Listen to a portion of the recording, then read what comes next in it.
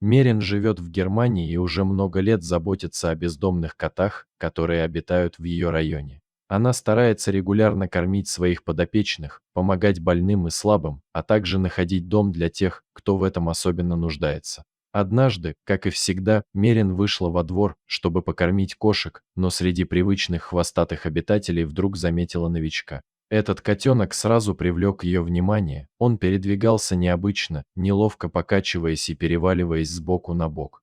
Подойдя поближе, женщина с удивлением обнаружила, что у малыша полностью отсутствуют задние лапки. За годы заботы о бездомных животных она не раз встречала кошек с различными особенностями, но такой случай увидела впервые. Обычно животные с отсутствующими передними конечностями учатся прыгать, словно кролики, но как справлялся этот малыш, оставалось загадкой. Двигаться котенку было очень трудно, а главное, он не мог нормально поесть.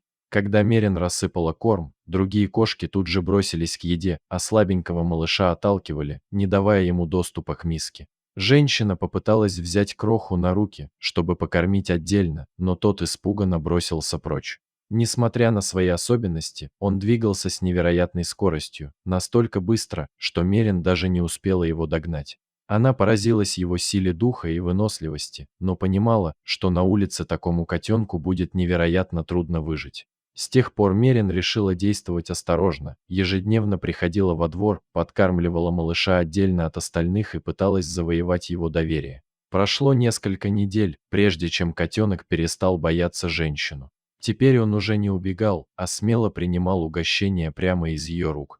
Мерин понимала, что этот момент нельзя упускать, поэтому, дождавшись, когда малыш расслабится, аккуратно взяла его на руки и унесла домой. Так котенок, получивший имя Рокет, впервые оказался в тепле. Однако адаптация оказалась непростой. Все, что было привычным для домашнего питомца, вызывало у него страх. Он забился в дальний угол комнаты и отказывался выходить, жалобно мяукая и скучая по знакомой улице. Но день за днем Рокет начал привыкать. Постепенно он осмелел, начал исследовать дом и даже понял, что, несмотря на свои особенности, может передвигаться очень быстро.